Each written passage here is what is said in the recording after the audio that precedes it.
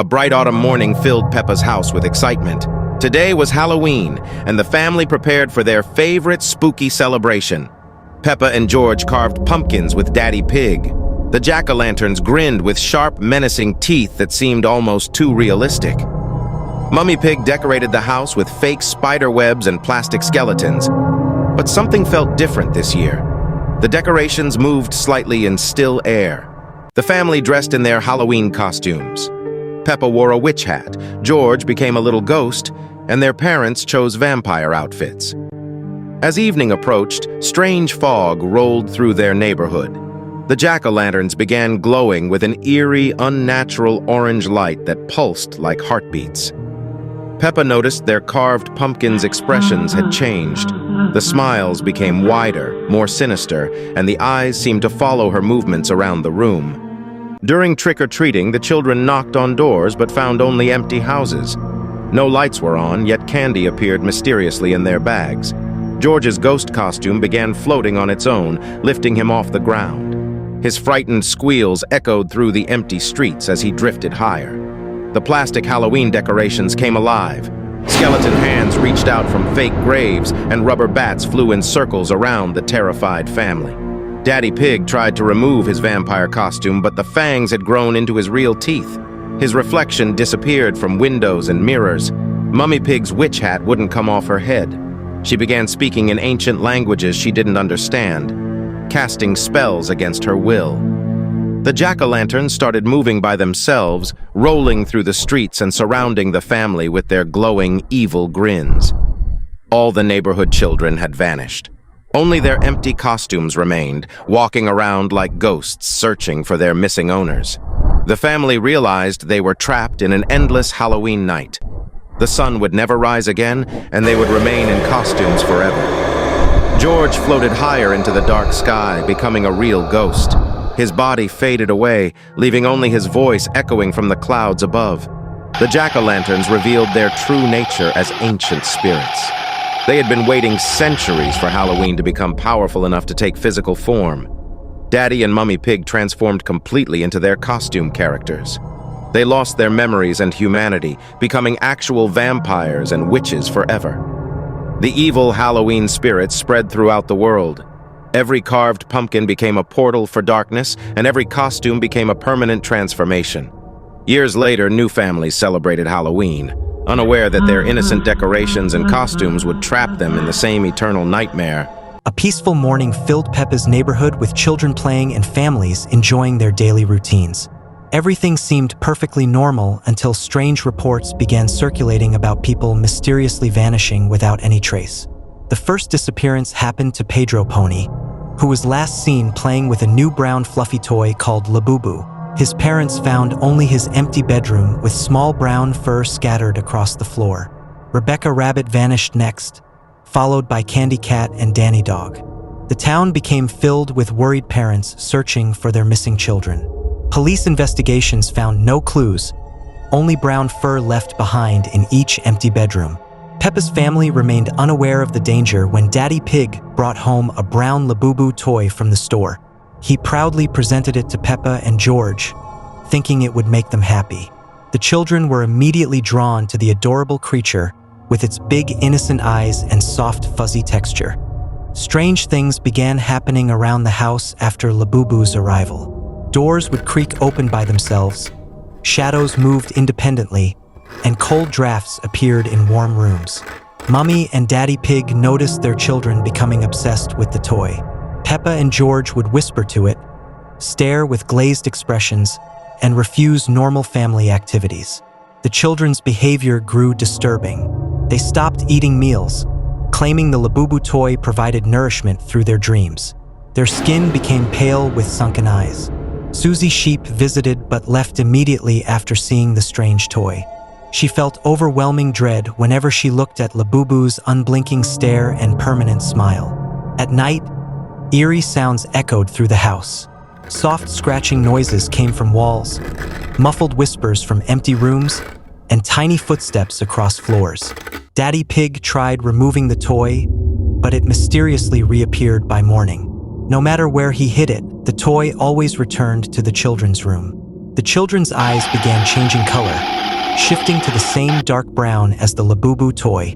Their voices became monotone and emotionless. Mummy Pig discovered that neighborhood families had vanished overnight. The rabbit family, cat family, and dog family had all disappeared, leaving only empty houses. Peppa and George started sleepwalking together, moving in perfect synchronization during dark hours. They would stand motionless in the garden, staring at the moon. The Labubu toy grew larger and more menacing each night. Its innocent smile appeared sinister. Eyes glowed with otherworldly light, and brown fur became darker. One morning, Grandpa Pig found the house completely empty. All doors were open, furniture overturned, and brown fur scattered throughout every room. The entire pig family had vanished without trace, just like all other families. Only their empty house remained as evidence they had ever existed.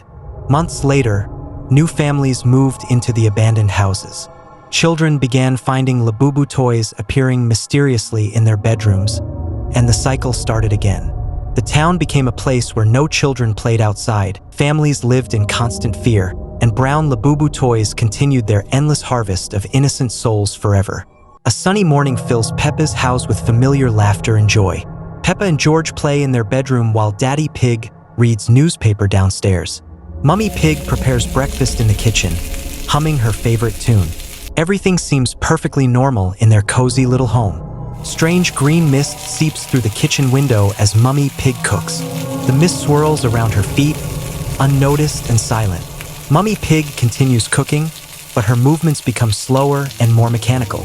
Her cheerful humming gradually fades into an eerie silence. Peppa bounces down the stairs calling for breakfast with George following behind. They enter the kitchen expecting warm pancakes and Mummy's bright smile. Instead, they find Mummy Pig standing motionless, staring at the wall. Her eyes have turned a pale, cloudy white color. Peppa and George scream as Mummy Pig lurches toward them with jerky movements. Daddy Pig quickly grabs the children and rushes them upstairs. They lock themselves in the bedroom while strange groaning sounds echo. Mummy Pig's footsteps shuffle heavily on the stairs below. The family huddles together as Mummy Pig pounds on the bedroom door. Grandpa Pig arrives in his car, honking the horn frantically outside. Through the window, they see other zombie neighbors wandering the streets. Daddy Pig creates a rope from bedsheets to escape through the window. Peppa and George climb down carefully while Daddy follows behind them. The family runs to Grandpa Pig's car as zombie neighbors approach slowly. Grandpa Pig drives them away from the infected village quickly. At Grandpa's safe house, they discover a cure in his medicine cabinet. The green antidote glows mysteriously in a small glass bottle. Daddy Pig realizes they must return to save Mummy Pig. Despite the danger, love conquers their fear of the zombies.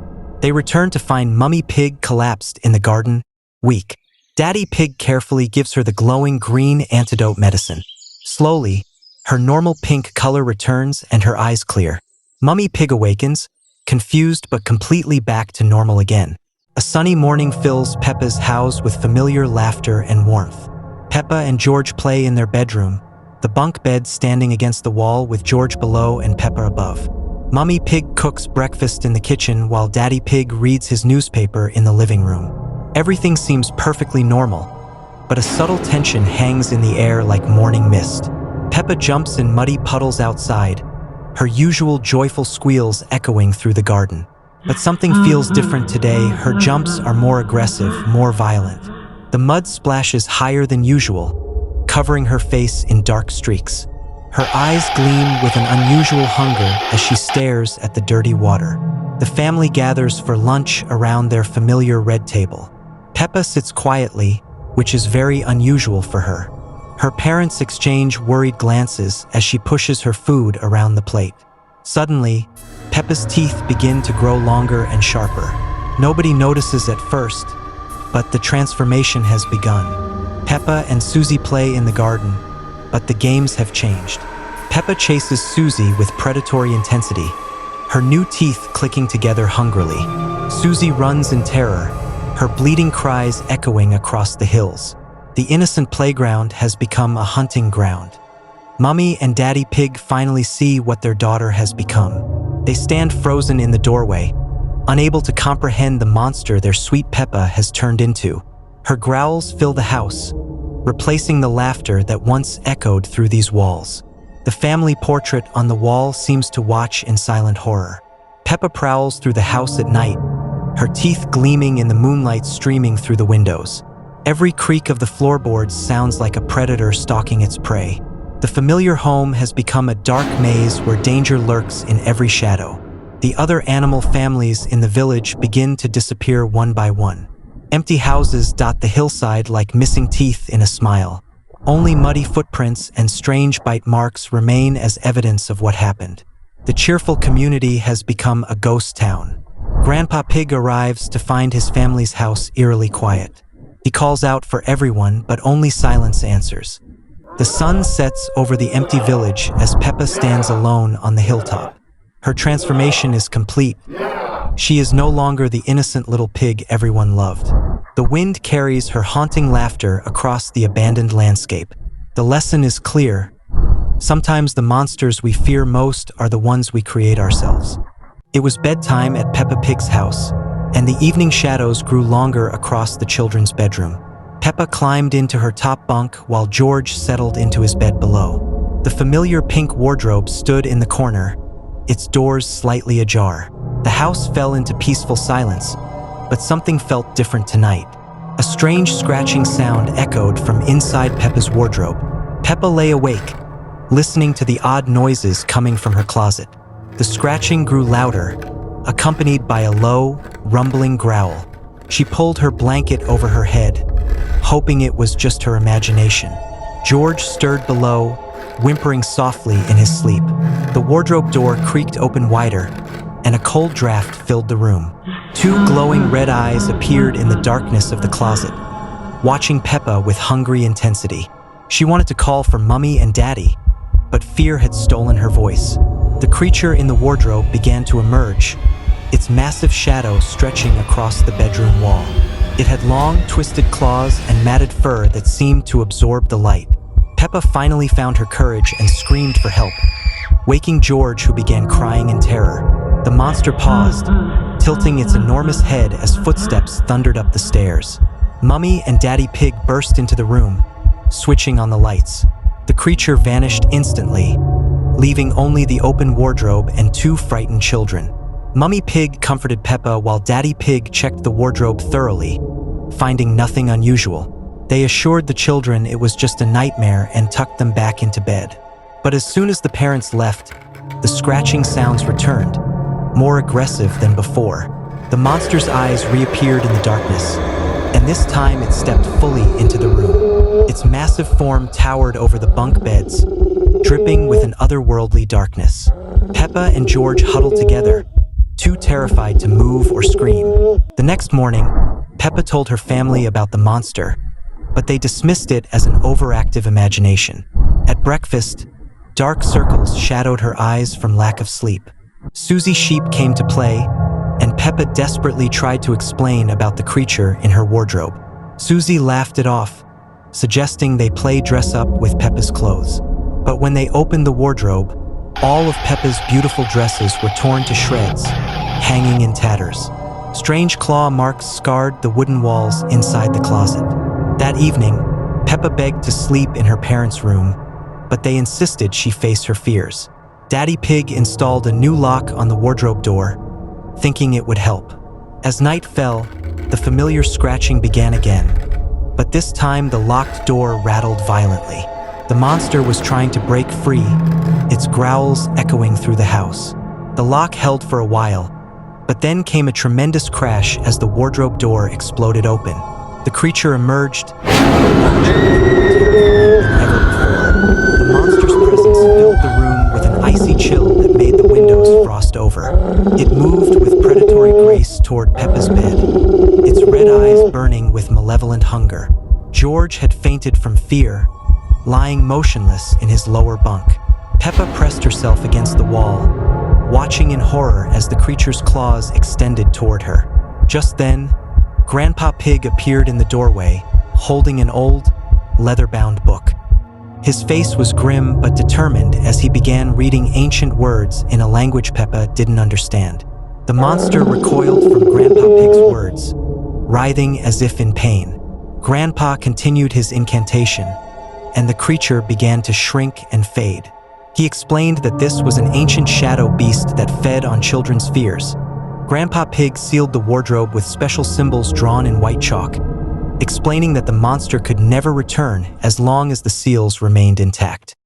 He told Peppa that courage was the strongest weapon against such creatures, and that she had been braver than she knew. The family gathered around, finally believing Peppa's story after witnessing the supernatural events. With the monster gone, peace returned to the pig household.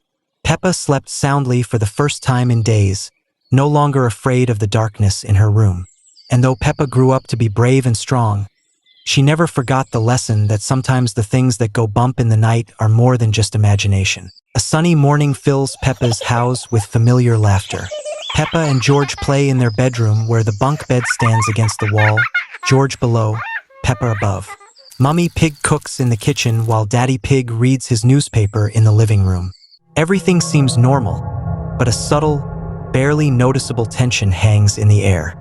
The lights in Peppa's room begin to flicker strangely. The toys on the shelf start moving by themselves, slowly turning their heads toward the children. Peppa notices something is wrong but tries to stay calm. George's dinosaur toy falls to the floor with a loud crash, making both children jump. Downstairs, Mummy Pig hears strange noises coming from upstairs. The kitchen lights dim and brighten repeatedly. Plates and cups on the counter start rattling without any wind. She calls for Daddy Pig, but her voice sounds hollow and distant in the suddenly cold house. Daddy Pig's newspaper pages turn by themselves as he sits frozen in his chair. The television switches channels rapidly, showing only static and dark images.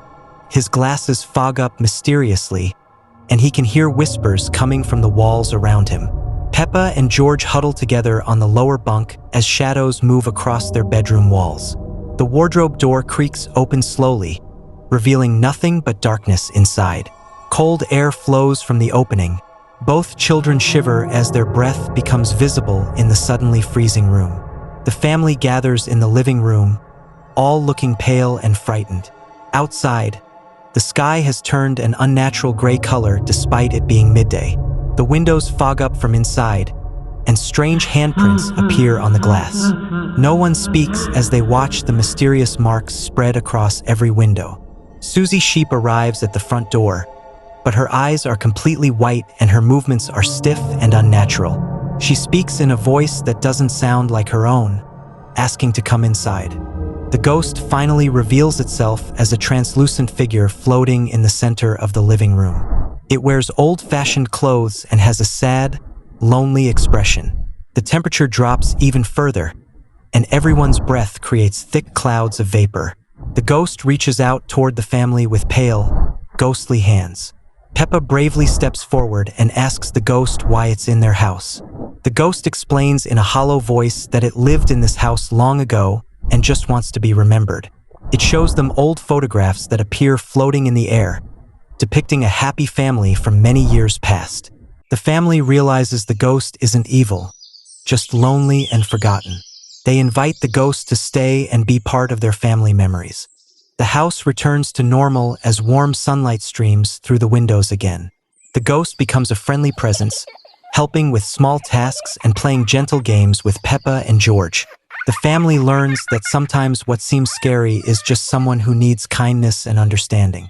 They all laugh together as the ghost tickles them with invisible fingers, and the house fills with joy once more.